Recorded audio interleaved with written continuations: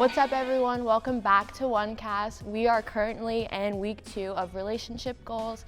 Today I am here with KJ, Lloyd, and Asa Sison, and we're going to be talking about seasons of singleness with these two. So we're going to just get right into the first question. Are you guys single? Very much. Okay. So, unfortunately. so the next question I kind of want to ask you guys is, are you okay with being single? Elaborate a little bit. I think this would probably be like one of the first times in my life where I'm completely content with being single. And I think that has to come from my path and my journey with Christ. And I really feel like this is the first time in a while where I've been full focused on what Christ has for me. And while I've been full focused on that, I haven't had any chance for distractions come in. Yeah. And so I feel like, wow, if God had for me a relationship now, I think I'd be ready. But right now, I'm fully content with being, in a relationship with myself. No, yeah, I would have to agree with that. Me and KJ are kind of in the same boat where, like, at least for me, like, my singleness is more of, like, it's both by choice and circumstance, where, like, in this time of my life, like, I'm not really, like, planning on dating until college, because I know that, like, right now, and like who I am and who I feel as, like, who I am right now, I feel like I'm not exactly to the point where I am 100% okay with being on my own just yet. Like, similar to KJ, like, I'm working very actively to take this season in my life, and especially like seasons of singleness in my life, to focus on myself emotionally, spiritually, and mentally, so that I can reach the point where I love Jesus so much, and that is like my main priority, rather than prioritizing a relationship to fill that instead. And so, like, being able to do that and being able to come to terms with being okay on my own and liking who I am and feeling deserving of whatever's gonna come to me, only then I feel like I can really have that blessing come into my life. And also by circumstance, because I'm not actively seeking out anything right now. But when I say that I don't really want to date until like college, I mean to say that in the sense I'm not actively seeking it out. I'm not looking and like turning every stone for it, but I'm not opposed to, like, if it happens to be now, or it happens to be any time for the rest of high school, if someone is to come into my life, and if it's meant for me and if it's a blessing from God, then yeah, I'm gonna take the opportunity. But I'm not gonna like, actively look for it if it's not meant for me. It's good that you said that, because there are some people that I know that have just been kind of saying, I feel like God has been calling me not to date in high school. Do you both like feel that way, or do you think it's just more so like, I'm not dating, I'm waiting until college? I would agree in the sense that our teenage years are one of the most growing points in our life. Yeah. Mm-hmm. And so I feel like a lot of people feel that word from God, because in the time that we're growing physically and in all the other aspects of our life, we also should grow spiritually. Yeah. And so when God tells us not to date to another time, He's just waiting. He just wants us to wait until we've grown to the point that we can deal with somebody else and share and love with somebody else. But in these times of teenage years, especially in high school, I feel it's really important to just grow in everything and continue to grow spiritually instead of growing with somebody else. Yeah. No, I would, again, like, I want to, like, me and KJ have, like, really similar views on it, but especially, like, in this time with teenage years, it is so glorified, and, like, don't get me wrong, I feel it, like, I really, really feel it, and, it's always been, at least for me, like, I'll be real, like, it's always been, like, a priority to be in a relationship, but especially in, like, these teenage years, because it's, like, put on blast. It's, like, a lot of people think that being in a relationship is, like, an end goal, where it's not supposed to be something that's going to fulfill you. It's supposed to be something that's an addition to you, to who you are already. And so I feel like with the whole glorification thing with, like, dating in high school, I feel like everyone works at a different time, everyone works at a different pace, and again, like, I do believe, like, that high school relationships can absolutely work. I just also believe that the likelihood of it and the reality of it is, like, it's definitely a challenge. Yeah. Because we're still growing, we're still developing, we're still, finding out who we are as people. And if you're able to figure that out in high school, then good for you. But if not, then, like, I don't think you should feel bad for not feeling ready for it just yet. Just because everyone else around you is in a relationship does not necessarily mean that, one, it's meant for you just yet, or two, like, it's your time. Do either of you feel like you're missing out on like that, like high school relationship, the dating? Yeah. I feel like it's a common thing to, again, we're made for relationships. God designed us for relationships. And so it's common for us to admire when two people can get together and love and they can have all these things that we see in many teenage relationships. But we have to also to realize that everything that we see on TV, everything we see on Instagram is not the reality of a relationship. Right. Yeah. That's the minor fraction that they post on Instagram because they want to look good for it. Right. Yeah. And so when we recognize that, we can realize that we can have friendships and we can have close relationships, but in our teenage years especially, it's not always the one that God has purpose for us. There have been like many times, and even like every now and then too, where I do feel like I'm missing out on something, because it's something so intimate and personal to have such a close relationship with someone on that level, more than platonic. And like again, like I've absolutely been there where I've wanted that so badly, and I would always question like, God, like why is it not in my favor just yet, or do I even have a favor? Am I even gonna have a time to get to experience that? But especially after this year, like 2020 was a mess, and after like a lot of self-reflection, I was able to realize like, if I'm so focused on, like this end goal, I should be like, what am I missing out right now, present? And that's when I really kind of like shook myself and got myself together, where I was just in the same boat as KJ, where I primarily, like, this season of singleness is so important because this is the only time that you're gonna have to yourself, and you get to really focus on yourself.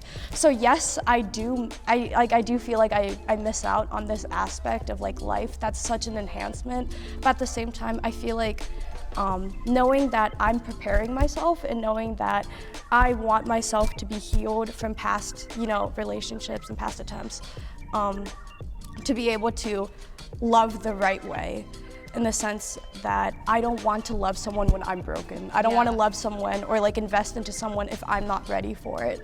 And so this time especially, I've taken solely on myself just to work on so many bits and pieces of myself, like especially confidence and self-esteem. Like, oh my God.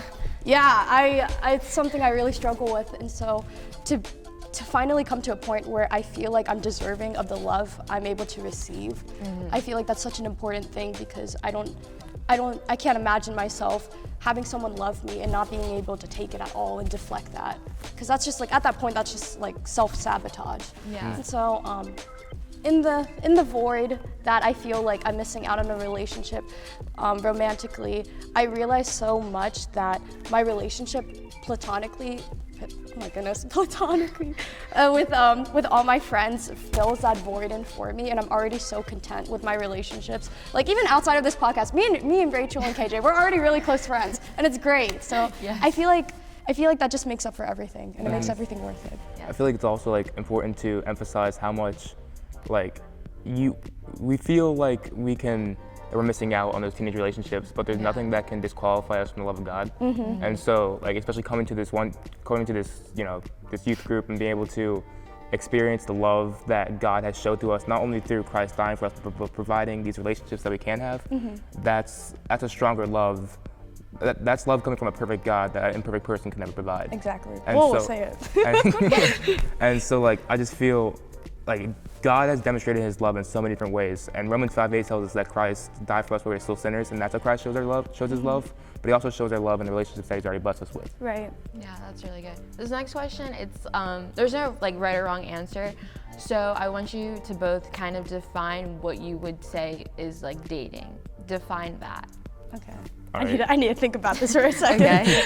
KJ. Well, I was always taught that you date to marry, and so there's no intention to date unless the end goal is to be married and to become one with God.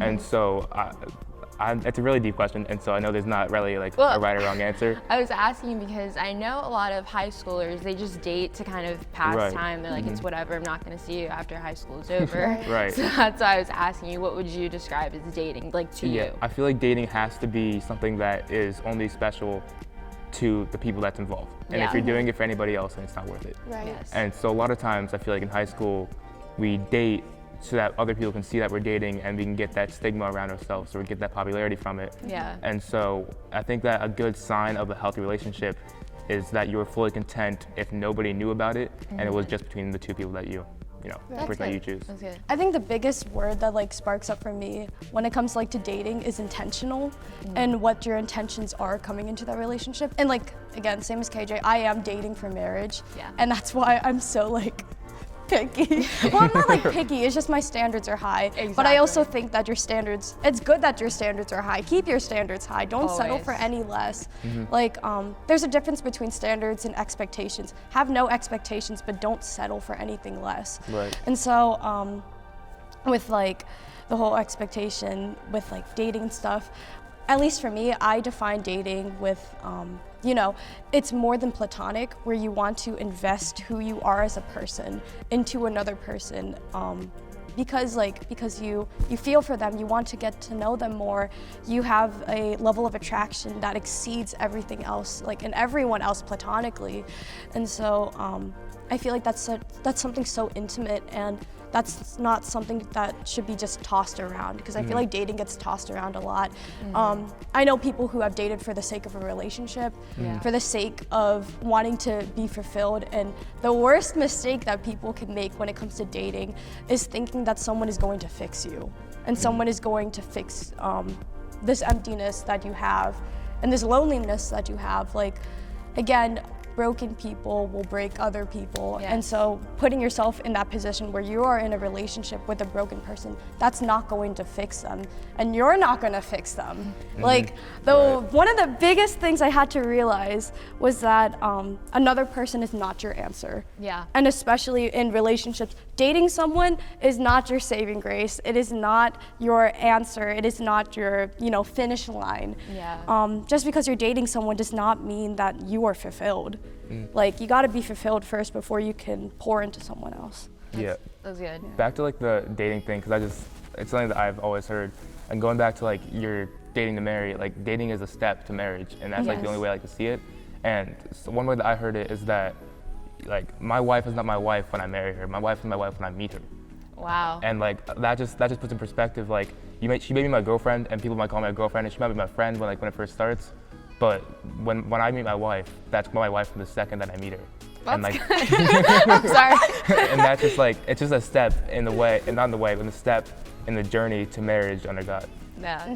Let's talk pros and cons about being single. Yeah, Right. because there are some people that are like, I'm okay with being single, but I'm not comfortable. Right. Are you comfortable? Um, No, like, be honest. I think in this time, I'm comfortable, and Okay. like I don't see any kind of step forward from being single unless God will provide it for me. And so, like, of course, I admire the relationships that you see on Instagram, or even you see in real life, like Yeah. good relationships. But I know that at this time in my life, that's not what God has planned for me. Yeah. And at the end of the day, what God has planned for me is the best. And so I think that I am taking as much cover as I can, knowing that God's plan is prevailing. right. Yes. I'm a little bit different from KJ on this, but I think I'm okay with being single right now, but it's definitely been like a mental struggle having to be okay with it. And I think that really lies into where I view myself, because I'll be real, with like the whole thing with dating and stuff, it's always been kind of difficult for me to believe that I would have the potential of someone falling in love with me, or like, wanting to like be in a relationship with me, because it's hard for me to like, who's not very confident in themselves, to feel like they're deserving enough of it. And so that all lies into like insecurity and like self-love and working on that. So it's came to a point where it's low-key, like honestly kind of hard for me to believe that someone could like me in that way, but it's also something that I reflect on a lot, and I think like I dwell on often, where initially I was first like, well, if no one is going to like me or see that in me, then I think I have to be okay with that. I have to learn to be okay with it so I don't get myself hurt. But at this point, I've come to I guess like a two-way path where I can either like like just sit in it and be complacent and just be like, okay, fine, whatever. If that's just how it's gonna be, that's just how it is. But there's also like another path that I've been definitely stepping more into, where it's not that I'm not deserving of it or it's not meant for me. It's just meant for me later. And it's not meant for me now because of the insecurity and because of the the things I have to work on myself first. That is the first priority, and only until then, when I really can like stand on my own 2 feet and say like, I really do appreciate and love and value myself, only then I truly feel that God is going to bless me, because all I'm doing is running after him first and foremost, rather than a relationship. Yeah. Building off that and kind of like connecting it to the last question, just as much as dating is part of the journey, like being single is just as much as a part. And like the other way that I've heard it is that right now, by working on myself, I'm also working on my future relationship. Right. And so by growing spiritually, like the healthier I come into the relationship that God has planned for me, the healthier the relationship's gonna be. Right. And so like a healthy me equals a healthy we. Yeah. And so like I try to like, the more I focus on like just trying to improve myself, I also imagine it also like, improving my future relationship. Like it's not just about me, but I know that focusing on myself is helping other people too. Right. Thank you both so much, not for being here, but for your honesty and just being really vulnerable. Thank you guys so much for watching. This is only episode 2. There's so much more to come for this series. Thank you for watching, and we'll see you in the next one.